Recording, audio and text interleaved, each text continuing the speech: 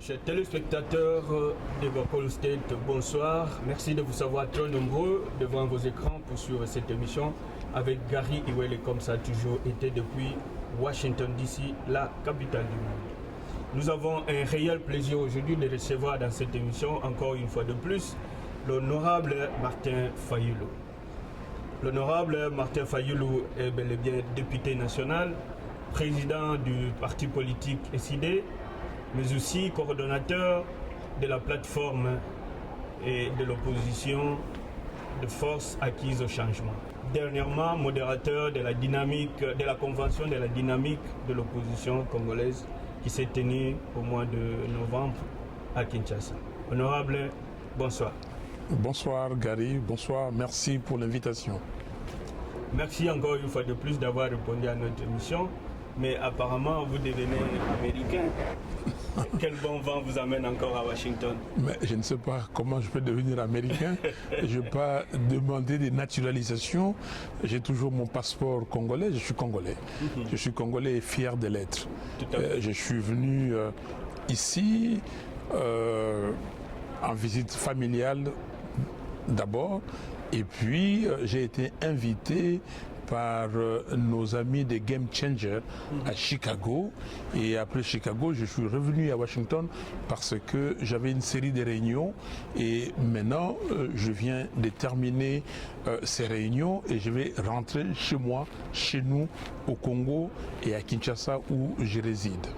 En 3 mots, comment s'est passée la réunion avec les Game Changers? Très bien. Très bien, nos amis des Game Changers, je les félicite d'abord et je les remercie pour l'invitation. Ils nous ont invités à 3. Nous étions Madame l'honorable Eve Bazaïba, secrétaire générale du MLC. Il y avait l'honorable Jean-Bertrand Ewanga, secrétaire général de l'UNC, et moi-même, pour débattre d'un sujet très intéressant, les Congos d'aujourd'hui et les Congos de demain.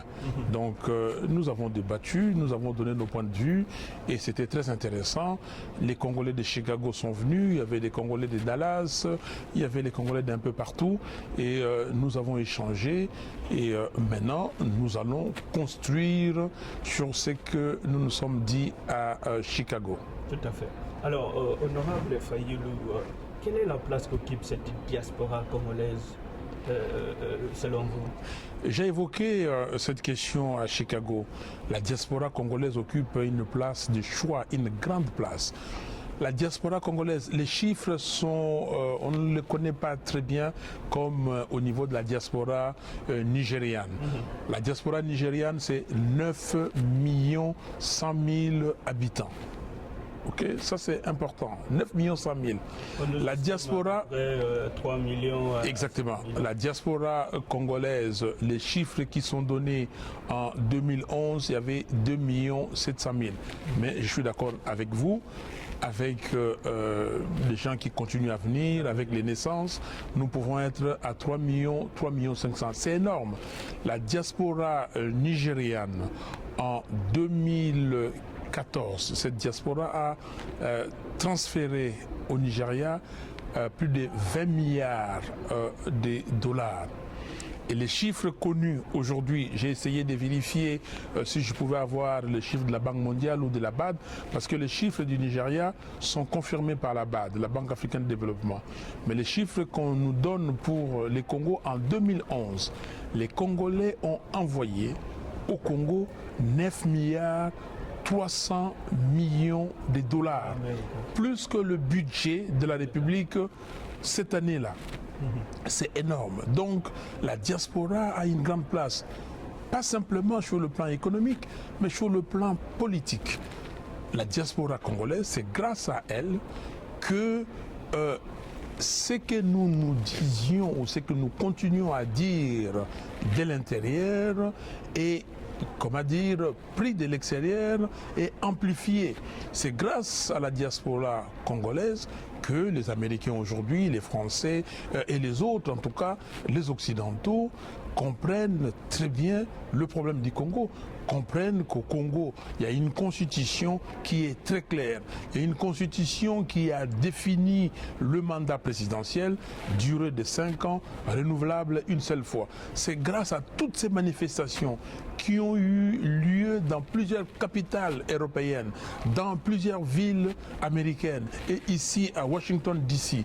Et c'est grâce à tout ça qu'aujourd'hui, le monde entier est au courant de ces problèmes qui se passent au Congo. Et c'est grâce à la diaspora congolaise que ce phénomène de viol, que le phénomène de corruption au Congo, ce phénomène de non-respect des droits humains, tous ces phénomènes ou tous ces problèmes sont amplifiés et c'est pour cela, et je ne cesse de le répéter, que nous remercions cette diaspora. Mais avec les Game Changers, nous avons aussi dit que cette diaspora maintenant doit aller plus loin.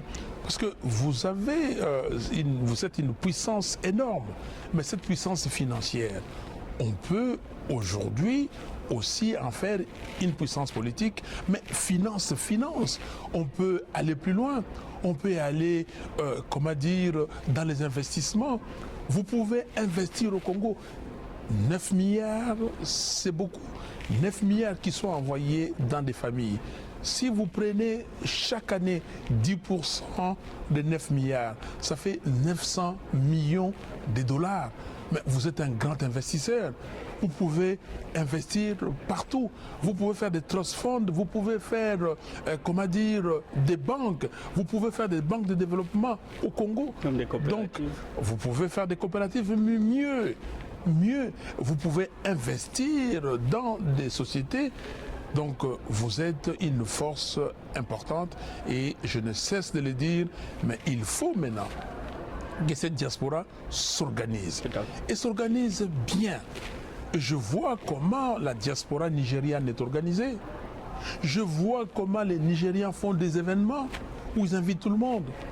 Mais les Congolais, on ne peut pas continuer à être divisés et à se dire « moi je suis le premier, moi je suis le meilleur, moi je suis… » Non, je demande à tous les Congolais et à toutes les Congolaises qui sont à l'étranger de voir, d'imaginer une organisation internationale de la diaspora congolaise pour que cette organisation soit plus forte et puisse influencer davantage les choses dans notre pays.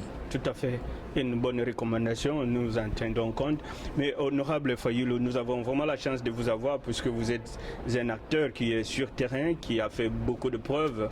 Alors, on va essayer un peu de parcourir l'actualité juste en quelques minutes. Vous étiez celui qui a initié une motion de défiance, d'ailleurs, même jusqu'à traduire l'abbé Malumalu en justice. L'abbé Malumalu rend le tablier. Nous ne savons pas des circonstances exactes qui ont amené à cela. Disons qu'il est malade, il ne peut plus continuer à présider la CNI. Aujourd'hui, il y a eu prestation de serment de son remplaçant, Monsieur Nanga. Et tout cela, qu'est-ce que vous en dites? Ça y est, vous êtes satisfait que Malumalu le parti ou c'est une autre lutte qui commence? Écoutez, la lutte est permanente. D'abord, nous avons initié une pétition dans le cadre de Sauvons la RDC avec mes amis Christopher Ngoyi, qui aujourd'hui en prison à Makala, et Jean-Bertrand Ewanga, qui était aussi en prison. Il a fait 1 an de prison, il est sorti, il était avec moi à Chicago. Dans le cadre de Sauvons la RDC, nous avons initié cette pétition Malumalu dégage. Nous avons récolté près de 60 000 signatures et nous avons remis à Malumalu, à M. Malumalu, comment dire, les signatures donc, de cette pétition devant le représentant spécial du secrétaire général des Nations Unies, donc Martine Kobler, chez lui à la maison. Nous avons, parce qu'il y avait une table ronde, et nous avons demandé à Malumalu de partir simplement. Malumalu a violé les lois de la République. Il a violé la Constitution et il a violé la loi sur la passation des marchés publics. Donc, et nous avons traduit M. Malumalu en justice. Nous avons porté plainte devant le procureur général de la République. Malheureusement, que le procureur était assis sur cette plainte. Mais maintenant, il est parti. Il est parti, on l'a fait partir.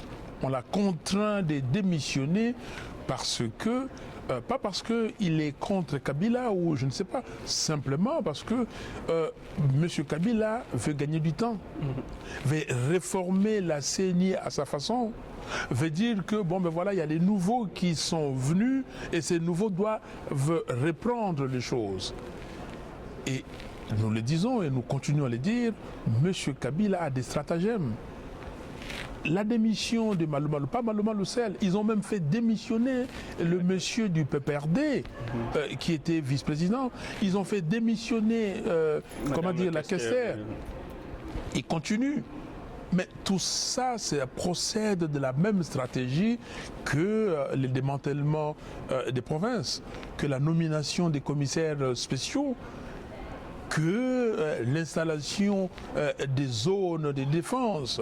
Tout ça, ça procède de la même stratégie que la mise en place de l'ONIP, que d'invoquer le recensement de la population. Tout ça, c'est comme nous le disons, M. Kabila continue à multiplier les initiatives pour demeurer au pouvoir. Ils ont commencé par la recherche de la révision de la Constitution. Ils ont laissé la révision de la Constitution. Ils ont parlé du changement de la Constitution. Ils ont arrêté avec cette idée. Ils sont allés, avec Malou Malou d'ailleurs, dans l'organisation des élections locales. Ils ont arrêté et voilà là où ils sont. Mais nous disons, Kabila peut continuer à multiplier ses stratégies et ses stratagèmes. Il doit partir. Il doit partir. Donc, est-ce que je suis content de la nomination ou, du positionnement qu'ils ont fait de mettre M. Nanga et Corneille dans cette position? Non. M. Nanga, c'est un enfant de M. Malou Malou. Il est de l'école de M. Malou Malou.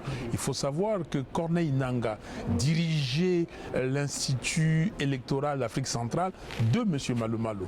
Il faut savoir que M. Nanga était déjà à la CENI ou à la CEI de 2006.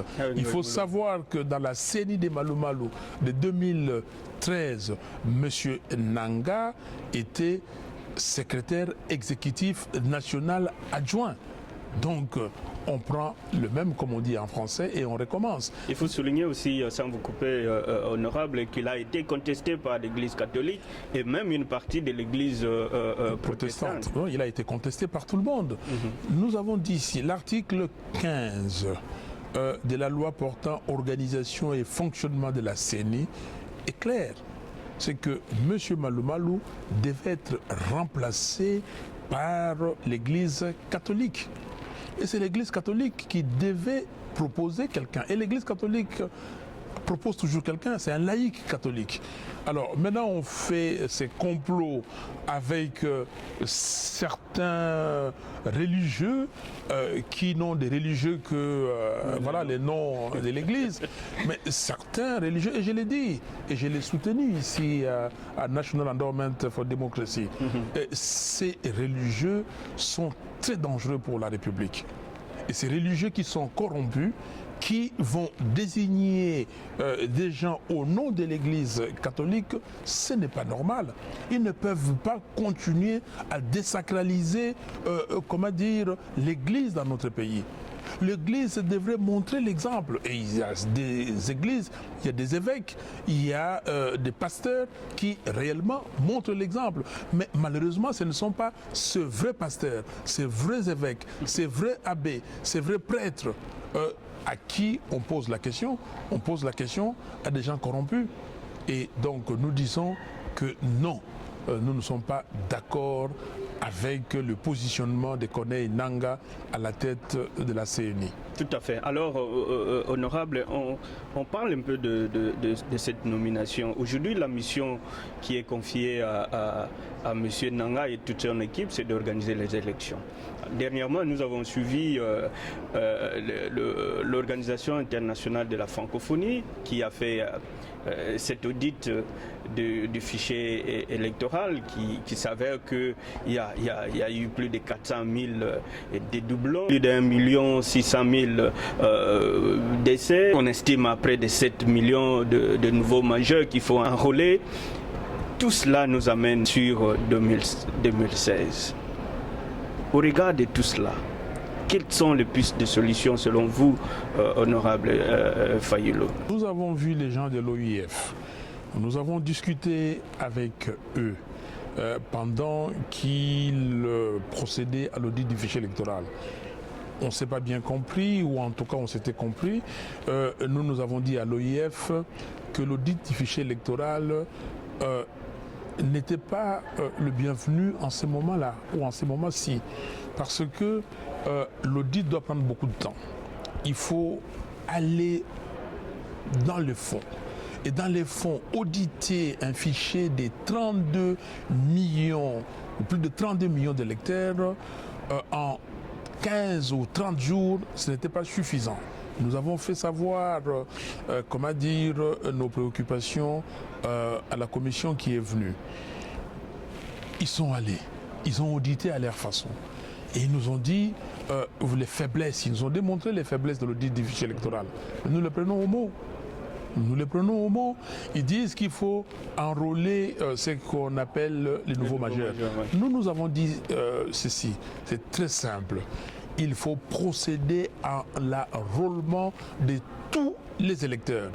Tout citoyen, toute citoyenne congolais, congolaise qui a l'âge de 18 ans et plus doit être enrôlé.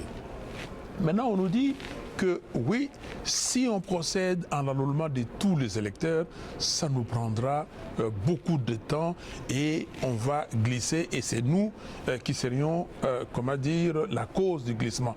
Nous disons, ok, voilà, si l'OIF qui possède la technicité nous dit que les fichiers peuvent être stabilisés ou déstabilisés.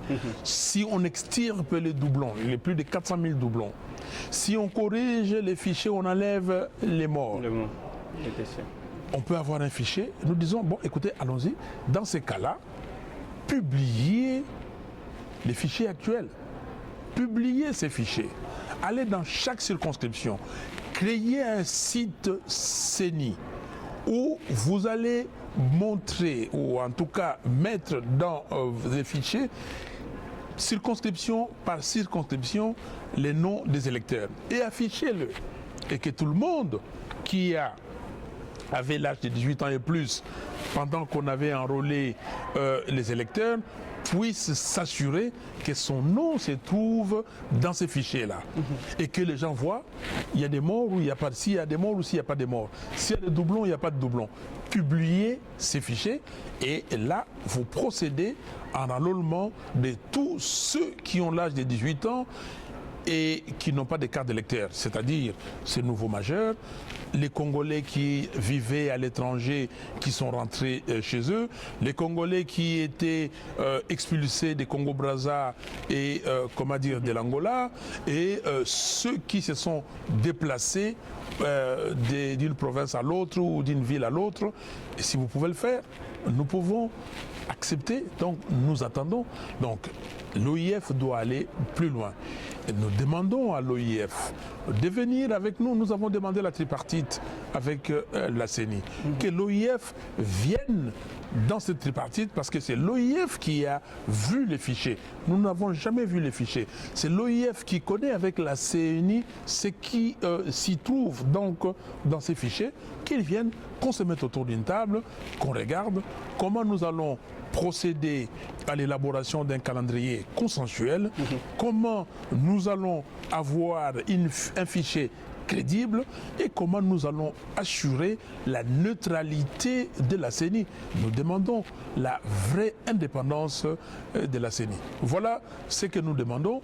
Nous allons dire, écoutez, si vous décidez ce que vous avez décidé, vous avez vu les fichiers et vous êtes convaincu qu'on peut ces fichiers stabiliser, et alors prouvez-le nous, publiez les fichiers actuels et après nous allons voir avec vous ce que nous pouvons faire et nous serons d'accord en ce moment-là que vous procédiez à l'enrôlement de tous ceux qui n'ont pas été enrôlés.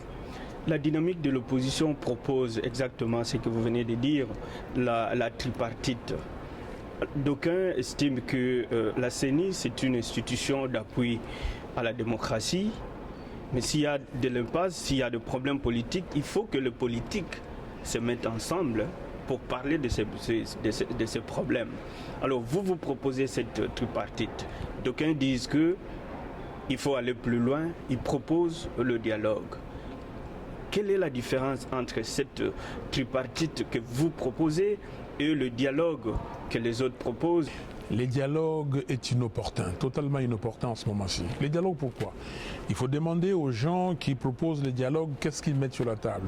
M. Kabila et ses amis disent que le dialogue, c'est pour voir le budget, définir le budget et comment trouver de l'argent pour les élections. 2. Comment enrôler ce qu'il lui appelle les anciens mineurs. 3. Comment sécuriser les élections. Et maintenant, il ajoute 4. Comment avoir un calendrier consensuel. C'est 4 points. Est-ce qu'il faut un dialogue pour ça? Nous avons une loi portant identification et enrôlement des électeurs. Une loi de 2004. Donc la procédure pour enrôler les électeurs est prévue par la loi. 2. Le budget. Les gouvernements, dans le projet de budget qu'il a envoyé à l'Assemblée nationale, a prévu 572 milliards de francs congolais pour le budget de l'année prochaine pour les élections. Nous avons le budget, ça fait 621 millions de dollars. S'il faut compter que dans le budget courant qu'on est en train d'exécuter en 2015, il était prévu 240 milliards de francs congolais. On a déboursé seulement 40 milliards. Il y a encore 193 milliards à débloquer. Vous faites 572 plus 190, vous avez plus de 700 ou plus de 800 millions de dollars que les gouvernements a proposé. Et je crois que l'Assemblée nationale, le Sénat, le Parlement doivent approuver et voter ce budget. Donc vous avez 800 millions de dollars prévus. Donc le gouvernement, le budget c'est quoi? C'est prévoir. Nous savons que nous allons doter la CENI de ses moyens.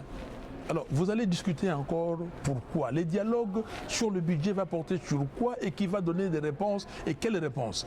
Troisièmement, la sécurisation des élections dont M. Kabila et ses amis parlent et ils invoquent, un point du dialogue. Nous sommes la police, nous sommes l'armée nationale, nous sommes le service de sécurité. Qu'est-ce que nous allons dire? La sécurité du pays est assurée par qui? Comment on va sécuriser les élections? Est-ce que ça sortira du dialogue? Est-ce que c'est... Alors, quatrième point, les calendriers consensuels. Mais qu'est-ce que les politiciens ont à voir? La CENI a ces rôles-là qui lui est conféré par l'article 211 de la Constitution. Par l'article 211 de la Constitution, la CENI, la Commission électorale nationale indépendante, organise toutes les opérations relatives aux élections, en commençant par l'identification et l'enrôlement des électeurs, toutes les opérations des votes jusqu'à la publication des résultats provisoires. C'est comme ça que nous nous disons, on n'a pas besoin de dialogue pour ça. Nous avons besoin de nous asseoir avec la CENI et discuter en se disant, voilà, qu'est-ce que nous faisons? Qu'est-ce que nous faisons sur l'enrôlement? Qu'est-ce que nous faisons sur les calendriers? Nous devons avoir à tout prix l'élection présidentielle et l'élection législative nationale en 2016. Comment faire?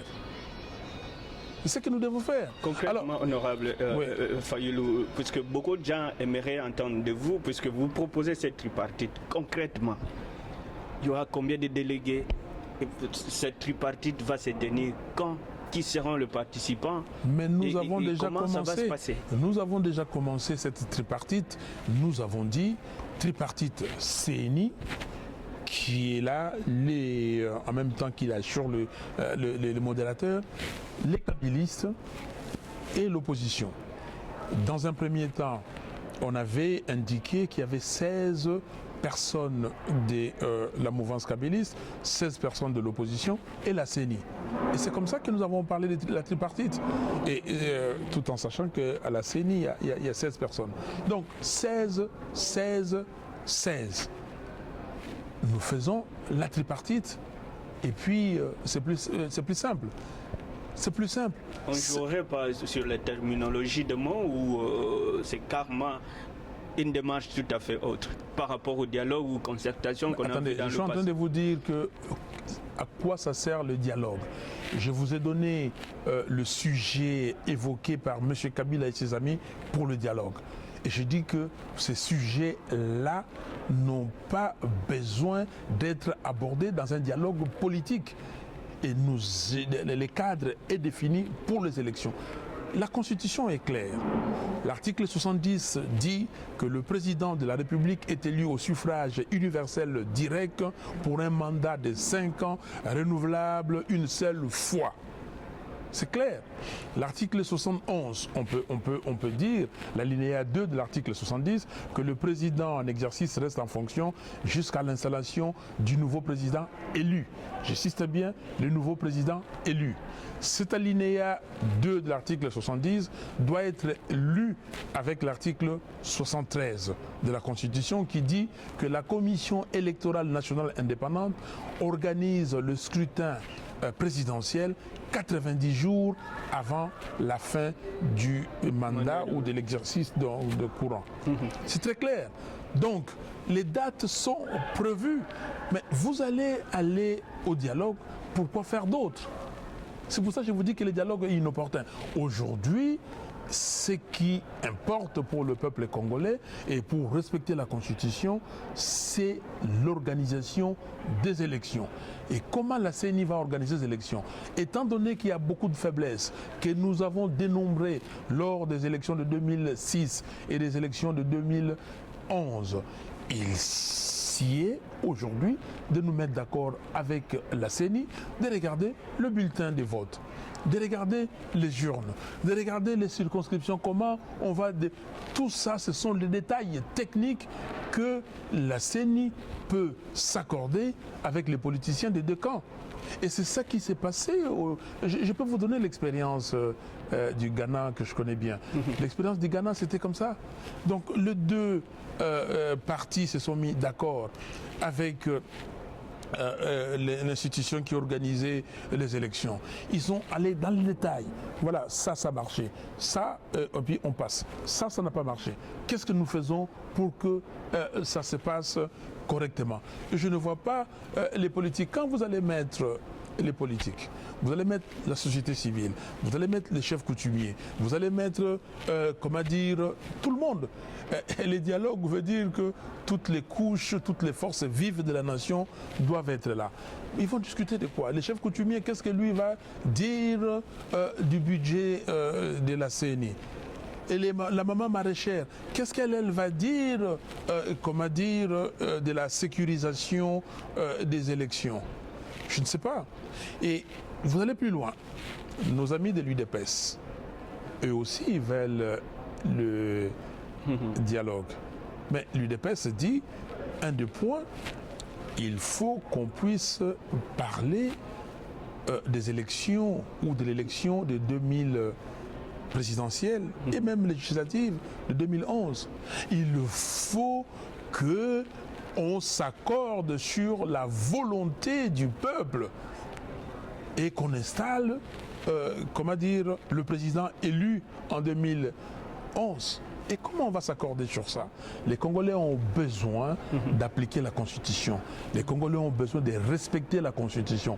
Dans la Constitution, il n'est dit nulle part qu'on peut avoir un dialogue pour organiser les élections. Dans la Constitution, la CENI a cette prérogative. S'il y a des problèmes, s'il y a des faiblesses, la CENI peut organiser des rencontres pour voir comment résoudre les écueils qui font que les élections ne puissent pas se dérouler correctement. Tout à fait. Alors, selon vous, honorable Fayilou, les élections dans les délais constitutionnels sont encore faisables? Possible. Nous avons dit que les élections qui vaillent aujourd'hui, c'est 2 élections. Élection présidentielle, élection législative nationale.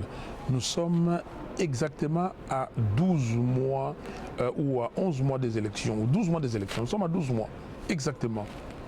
Si ces 2 élections devront avoir lieu le 27 novembre 2016. Les spécialistes ont dit pour enrôler les électeurs, il faut 6 mois. Si on commence à janvier, même en février, même en mars, je vous dis mars, avril, mai, juin, juillet, août, nous avons, fini les fichiers électoraux. Septembre, on publie les listes. Octobre, tout le monde est là, nous avons les cartes et les gens, et pendant qu'on publie les listes, les gens peuvent s'enrôler. Il y a des opérations qui peuvent se faire concomitamment. Donc il n'y a aucun problème pour avoir ces 2 élections à temps. Tout à fait. Nous sommes butés par le temps, honorable, mais j'aimerais quand même savoir, vous avez évoqué tout à l'heure l'IDPS, vous aviez rencontré le président Etienne Tshisekedi en Belgique. De quoi il était question? Juste en 2 mots. Non, vous savez que j'ai été quand même le coordonnateur adjoint de la DTP, Dynamique Tshisekedi président. Madame Thérèse Pakassa était la coordinatrice. J'ai travaillé avec le président Tshisekedi depuis très longtemps, depuis la conférence nationale souveraine. Et je continue à travailler avec le président Tshisekedi.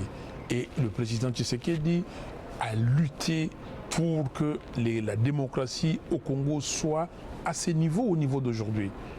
Il a fait beaucoup de choses. J'ai entendu beaucoup de choses qui se sont dites. Et je voulais moi-même l'aborder, discuter avec lui pour savoir qu'est-ce qu'il pensait. J'ai été le voir, on a discuté du dialogue, effectivement, et on s'est compris. Et j'ai compris ce qu'il a dans sa tête. Et vous avez vu d'ailleurs plusieurs fois, il a fait, il a signé des communiqués précis pour dire que les gens de l'UDPS ne peuvent plus participer à ces réunions des préparatoires pour les dialogues. Le président Tshisekedi continue à dire que les dialogues que lui demande, c'est les dialogues arbitrés, facilités par la communauté internationale. Mais je comprends, quand il donne le 3 points, et surtout le dernier point, le respect de la volonté du peuple. Et vous comprenez le respect de la volonté du peuple, c'est par rapport aux élections de 2011 et l'installation et la passation effective du pouvoir. Il est cohérent avec lui-même. Il a toujours dit qu'il était le président élu. Ça, c'est mon interprétation. Il a été le président élu et il a prêté serment. Et aujourd'hui, il continue à réclamer l'impérium. Ça, c'est l'interprétation que j'ai. Alors, mais les gens qui vont aller s'asseoir avec M. Kabila, et M. Kabila veut avoir une période de transition. Il va avoir un gouvernement de transition pour que pendant cette période de transitoire, il puisse changer la constitution. Est-ce que vous pensez que le président Tshisekedi est dans cette logique-là? tel que vous le connaissez, moi j'ai discuté avec lui, je lui ai posé des questions, on a discuté, il y avait des témoins. Donc je ne pense pas que le président Tshisekedi soit la personne qui va vouloir violer la Constitution et qui va vouloir donner des béquilles à M. Kabila. M. Kabila est en train de chercher de l'oxygène. M. Kabila est en train de chercher des béquilles. Et ce n'est pas nous, ce n'est pas le président Tshisekedi, ce n'est pas moi, et ce n'est pas les Congolais dignes de ces noms et qui ont lutté depuis le 24 avril 1990 pour construire la démocratie. Et la démocratie que nous sommes en train de construire avec beaucoup de peine. Il y a des gens qui ont perdu leur vie le 16 février 1992. Il y a des gens qui ont perdu leur vie dans la semaine du 19 au 25 janvier 2015. Il y a tous ces gens-là qu'on a enterrés à Maloko, le charnier des Maloko. On ne peut pas accepter de voir des mémoires oublier les sangs versés par les Congolais. On ne peut pas aujourd'hui. Tout ce que M. Kabila, nous disons que le mal congolais est connu. Le mal congolais, c'est M. Kabila. Le problème congolais, c'est M. Kabila. Nous savons toutes les manœuvres que M. Kabila est en train de faire pour déstabiliser le Congo. J'ai encore fait une question orale avec débat au ministre de la Défense nationale. Oui, parlons-en, parce que le ministre est parti faire des éloges le 24 septembre. Ce monsieur est parti à Kigali pour dire Kagame, j'ai même peur ou mal de prononcer ces mots-là. Comment il peut aller raconter des bêtises comme ça? Et j'ai demandé à ces messieurs, et en plus de ce qu'il a dit, il a signé un accord avec son homologue rwandais. Et je lui ai demandé de venir, et j'ai demandé au président de l'Assemblée nationale de faire venir ces messieurs à l'Assemblée pour qu'ils nous disent de quel accord s'agit-il. Et c'est exactement la même chose que j'avais fait avec son prédécesseur pour l'affaire des M23. Et c'est toujours, à chaque fois que les Congos se trouvent dans cette situation, on trouve le moyen de faire entrer le militaire rwandais au pays pour déstabiliser l'Est du pays. Le président de l'Assemblée nationale n'a pas voulu faire venir le ministre pour cette question orale avec débat. Et il a demandé, je vais terminer, il a demandé une audition en commission. J'attends et j'ai appris pendant que j'étais ici qu'il a envoyé une lettre, une correspondance au président de la commission défense pour inviter ses ministres. Je serai dans cette audition et cette commission qui va auditionner les ministres. Je lui poserai la question. Vous êtes député national, parlementaire, un pays où toutes les commissions d'enquête sont sans réponse. À chaque fois qu'il y a un événement, on ouvre des enquêtes qui ne finissent jamais. Nous ne connaissons jamais des résultats. Mais ce Parlement devient en quelque sorte une caisse à résonance de ce pouvoir. Regrettez-vous, honorable Fayulu, d'avoir accepté de siéger au sein de ce Parlement qui aujourd'hui légitime presque tout ce qui s'est fait Non, pas du tout. Et d'ailleurs, je l'ai dit au président Tshisekedi, et aujourd'hui, nous avons un bilan, nous de l'opposition, qui sommes entrés et qui avons accepté de siéger dans ces parlements. Nous avons, et toute cette affaire du M23, c'est nous qui avons mis à la surface, remonté à la surface l'affaire du M23. N'oubliez pas que j'avais fait la même chose en 2013, question orale avec débat au ministre de la Défense.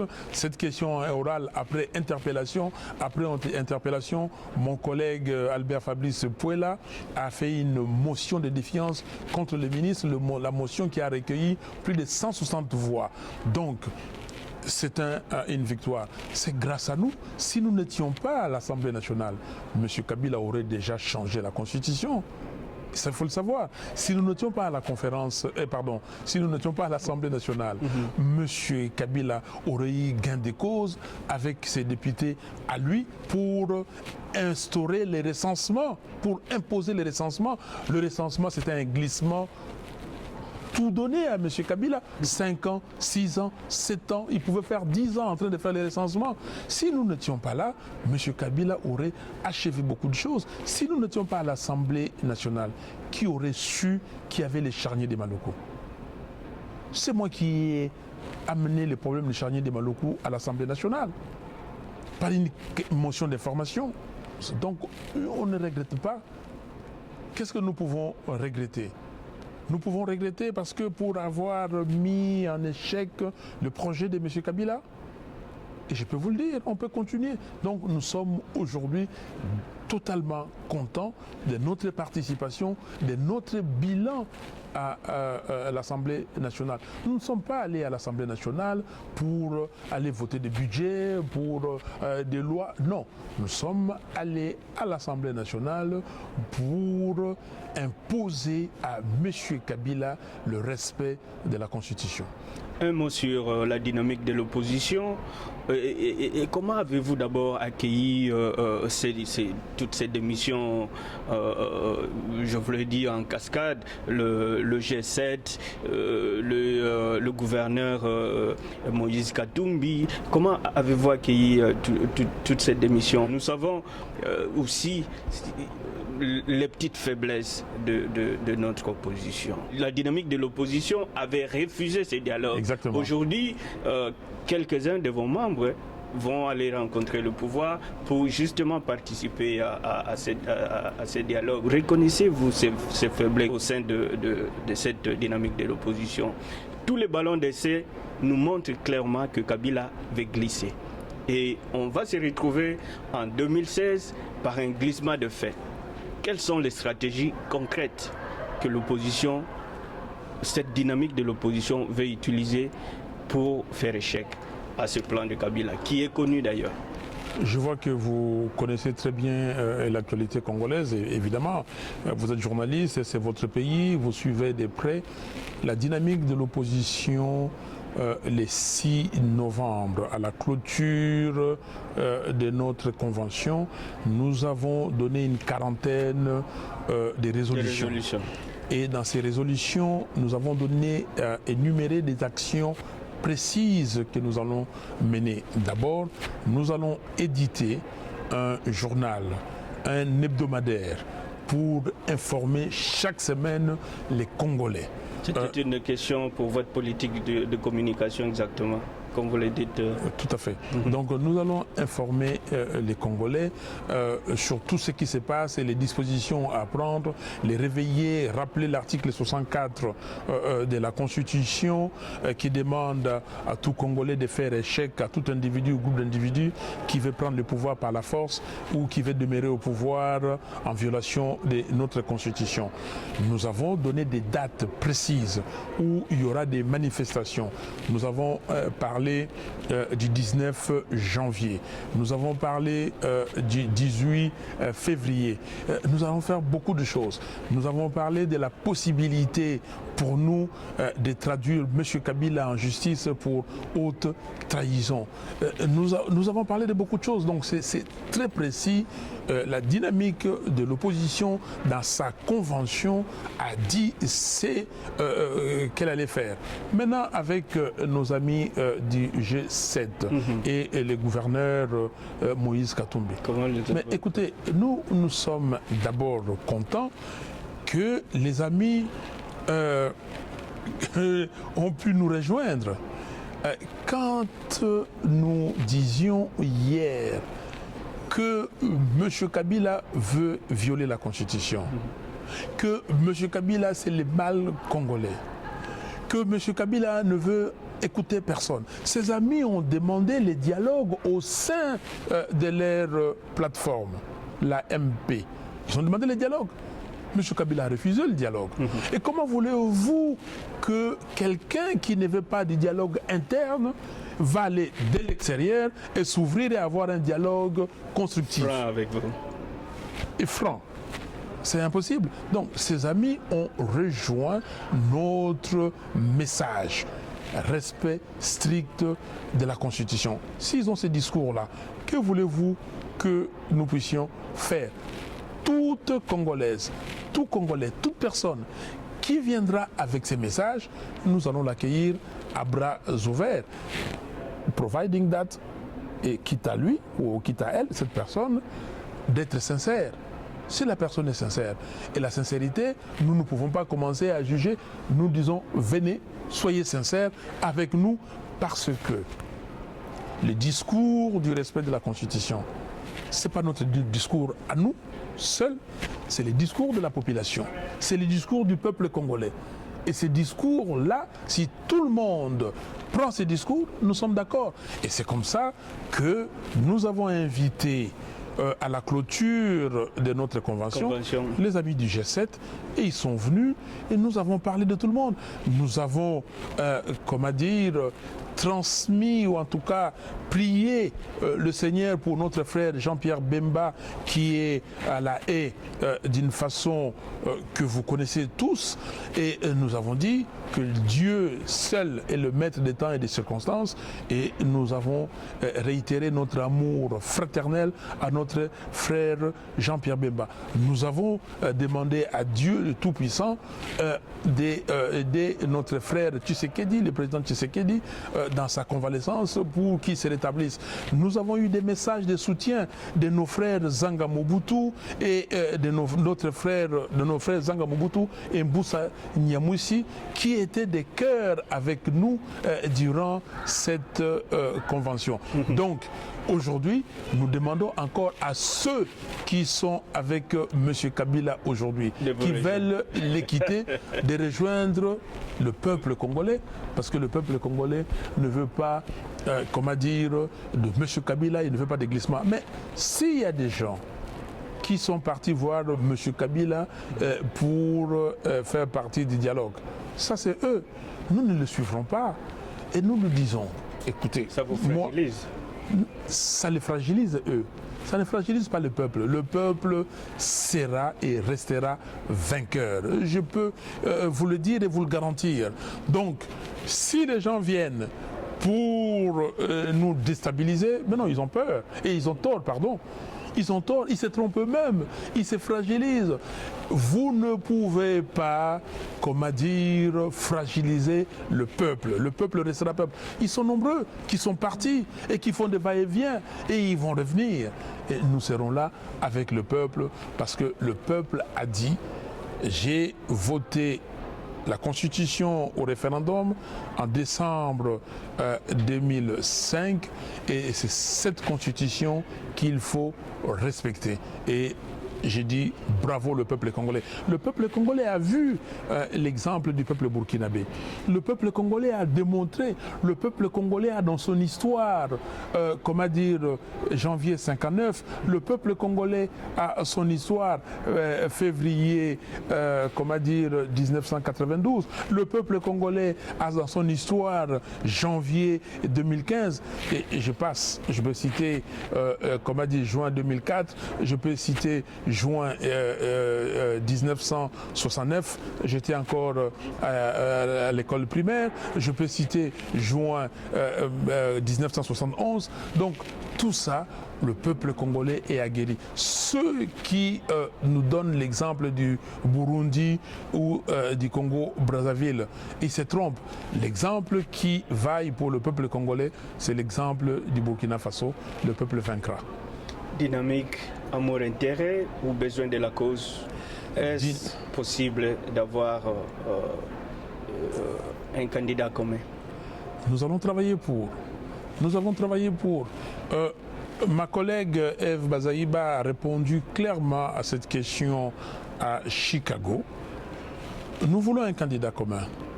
Pour avoir un candidat commun, c'est comme ici chez vous, enfin aux États-Unis, là où vous vivez, vous voyez, les démocrates veulent avoir un candidat commun. Les républicains veulent, ils auront un candidat commun. Ils passent par les primaires. Donc pour avoir un candidat commun, il faut d'abord les candidats se fassent connaître. Donc nous allons demander à chaque parti, à chaque regroupement politique, ceux qui ont des candidats, de les faire connaître. Et ces candidats doivent nous donner leur vision. Chaque candidat doit donner sa vision du Congo. qu'est-ce qu'il pense réaliser pour le Congo? Où est-ce qu'il veut amener le Congo dans 10, 20, 30, 50 ans? Où est-ce que le Congo va être? Et lui va commencer à planter les jalons et après les autres viendront. Honorable Martin Fayulu, tout le monde se pose la question de savoir, serez-vous, monsieur Fayulu, serez-vous candidat aux élections présidentielles en 2016? Je viens de vous donner la procédure que l'ESID, notre parti, va suivre. Nous serons en congrès, je le répète, du 2 au 5 décembre. Et à la fin du congrès, l'ESID va présenter son candidat qui va à la présidentielle, qui va aller maintenant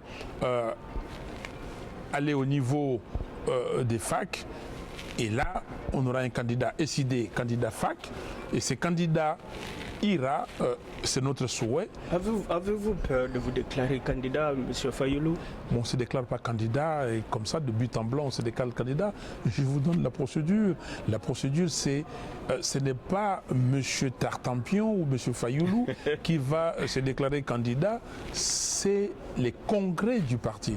Vous savez, en 2011, il y avait élection présidentielle, il y avait élection législative nationale. L'ESID est parti en congrès. Nous avons eu un congrès extraordinaire. Et lors de ces congrès extraordinaires, nous avons déclaré que les candidats que nous allions supporter étaient le président Etienne Tshisekedi. Nous avons déclaré. Et cette fois-ci, nous allons un congrès de nouveau. Et c'est dans 10 jours, c'est dans, comment dire, dans 12 jours. Hein? Nous aurons ces congrès et ces congrès et vous saurez si Fayulu est candidat ou pas. Nous sommes de cette diaspora des États-Unis. Nous avons quand même de potentiels candidats qui sont le nôtre ici dans cette diaspora. Et nous vous avons vu rencontrer le professeur Freddy Matungulu à Kinshasa. Vous avez aussi rencontré le docteur Noël Tchani à Washington.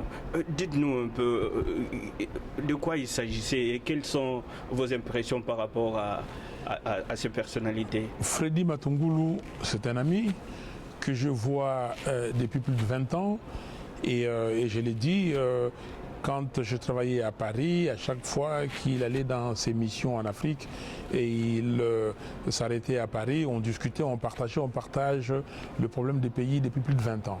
Donc je l'ai vu à Kinshasa. Nous avons eu une réunion de plus de 2 heures et nous nous sommes mis totalement d'accord et Freddy Matungulu est totalement d'accord avec cette procédure. Donc venir, il est candidat, il a annoncé sa candidature et nous pensons qu'il a toutes les qualités possibles pour être demain président de la République. Il a fait ses preuves, c'est un fils du pays, il aime ses pays, il a des qualifications requises pour la fonction.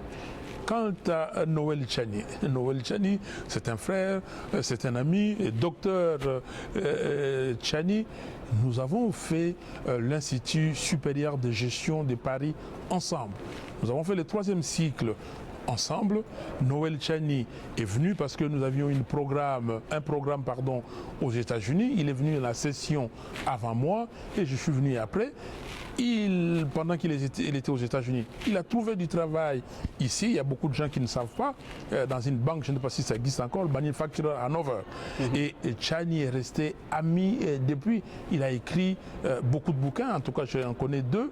Et dans un des livres qu'il a écrit, j'ai fait des commentaires. Tchani est qualifié pour les jobs. Il est, vous le savez, il est à la Banque mondiale depuis très longtemps. Il a été même, comment dire, à un moment donné, pressenti comme gouverneur de la Banque centrale.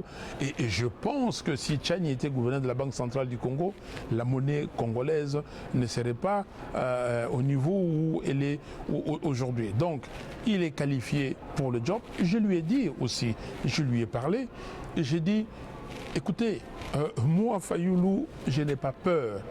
il faut que tous ces gens-là, quand vous avez des gens comme Tchani, quand vous avez des gens comme Matungulu, des gens qui ont fait des preuves, quand vous avez des gens comme le docteur Mukwege, et les gens ne veulent pas dire, mais vous devez être fiers. Vous devez être fiers d'avoir cette facilité quand même, honorable Fayulu, de parler à bien des autres. Non, mais parce que je ne sais pas pourquoi. Parce que je me souviens de cette conférence que vous avez animée au John Hopkins, où vous avez parlé du docteur Mukwege à une question qui vous a été posée. Cela a suscité quand même, je crois, des murmures dans la salle. Et comment ça vous arrive, vous en tant que politicien, de parler de bien facilement des autres? C'est ce que vous appelez en anglais les narrow-minded. OK? Quand vous êtes limité vous-même, vous ne voyez pas la valeur des autres. Et je peux vous le dire, c'est que ces dignes fils du pays font pour le pays. Ce que le docteur Mukwege fait pour ce pays-là, est-ce que nous ne pouvons pas être fiers? Nous ne pouvons pas être fiers d'avoir un enfant du pays qui s'est élevé à ce niveau. Il est presque prix Nobel de la paix. Il est presque prix Nobel de la paix. Tous les prix qu'il a reçus, prix Sakharov et autres, est-ce que nous ne sommes pas contents? Aujourd'hui, nous devrions célébrer. Les films de Dr Mukwege devaient être diffusés partout au Congo. Aujourd'hui, c'est le gouvernement qui devait prendre le bâton de pèlerin pour dire voilà ces dignes fils. Nous avons nos amis Tchani et Matungulu. Les niveaux qu'ils ont atteints dans ces institutions de Bretton Woods, est-ce que nous ne pouvons pas être satisfaits? Quand les autres disent que nous avons Alassane Ouattara, il était au FMI. Nous avons comment dire, qui était à la Banque mondiale. Et nous avons, pourquoi, quand nous avons les Sénégalais qui élèvent leurs concitoyens, pourquoi nous ne pouvons pas le faire? Pourquoi nous devons toujours penser que c'est moi qui dois être le premier? Non, c'est pour cela, moi je suis de l'école de la compétition. Je n'ai pas peur de la compétition. Quand j'ai travaillé pour ExxonMobil, je n'ai pas peur de Shell, je n'ai pas peur de Total, je n'ai pas peur de Chevron, ni des autres. Je vais compétir, je suis un pace-setter, je connais mes forces et je vais regarder, est-ce que là où je suis fort, comment je peux être encore plus fort? Là où je suis faible, comment je peux faire pour être fort? Mais si à un moment donné, je pense que je ne peux pas livrer ces combats, je ne livrerai pas les combats. Donc aujourd'hui, donnons la chance à cette fille, à ces fils du Congo, qui est capable de nous amener là où Lumumba a dit que nous devrions être, c'est-à-dire les Congos, centre de rayonnement de l'Afrique tout entière. Je crois qu'il faut un leadership capable, il faut un leadership compétent. Et ce leadership, je pense que nous l'avons entre les filles et les fils du Congo et les noms que je viens de citer. Et je crois qu'il y a un leadership là. Honorable Fayulu, nous sommes vraiment flattés par votre simplicité. Et nous rappelons à nos téléspectateurs que nous avons reçu ici dans cette émission l'honorable Martin Fayulu, président de l'ECID, député national, aussi coordonnateur de FAC. Co-coordonnateur de Sauvons la RDC. Il ne faut pas oublier qu'on Sauvons la RDC. Sauvons la RDC. Ça va tellement vite. Il y a de plateformes qui naissent. Exactement. Et que des fois, c'est la réalité, congolaise. Mais il y a quelque chose aussi d'important. Nous avons participé il y a 3 jours de cela à une conférence très importante à la Maison-Blanche qui a animé le président Barack Obama sur l'énergie nucléaire. De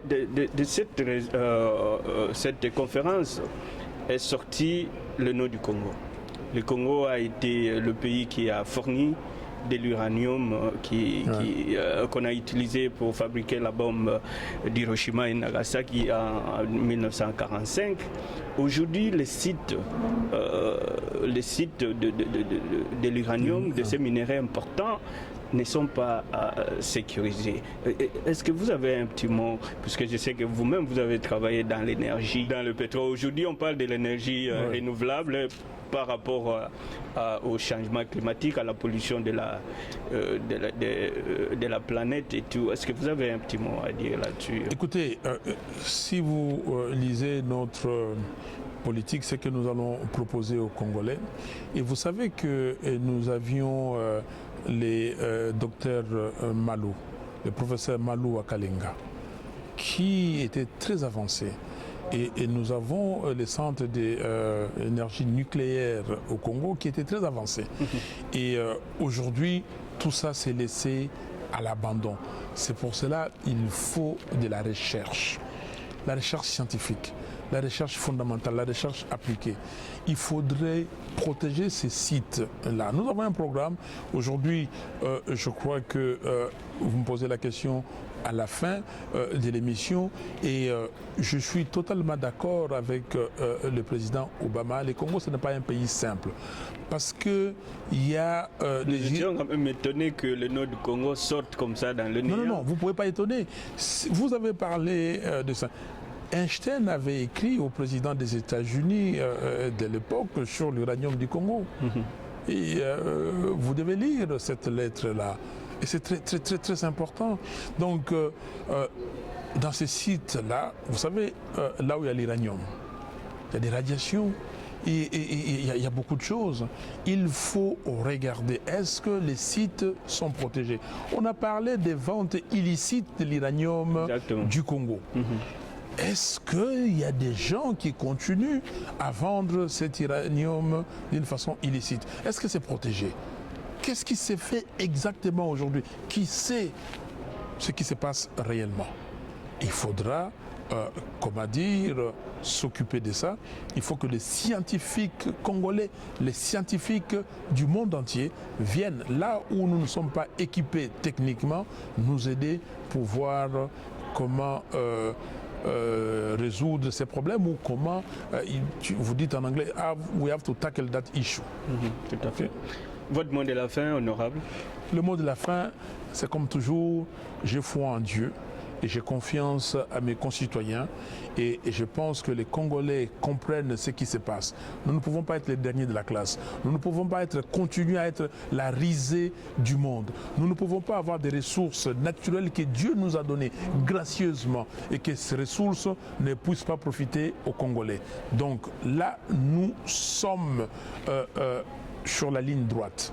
La dernière ligne droite pour les élections de 2016. Et c'est l'affaire de tout Congolais, de chacun de nous. Personne ne peut se soustraire. Donc tous, nous devons mettre la main dans la pâte. Chacun à son niveau. J'ai parlé de la diaspora, la contribution énorme de la diaspora sur le plan financier, sur le plan politique. Et j'ai foi en Dieu, j'ai foi à mon peuple. Et je crois que les Congolais, tous, nous allons regarder comme un seul homme sur l'objectif. L'objectif, c'est 2016. Et comme nous disons à l'ECID, c'est encore possible. C'est encore possible de bâtir ces Congo de demain. Les amis de l'ECID, les amis des forces acquises au changement, les amis de la dynamique de l'opposition congolaise demandent à tous les Congolais de s'associer avec nous pour mettre hors d'état de nuire M. Kabila, parce que M. Kabila est considéré aujourd'hui comme le problème congolais, parce qu'il veut violer la Constitution, et personne ne violera la Constitution de la République si les Congolais l'empêchent. Merci, honorable Fayulu. C'est moi qui vous remercie.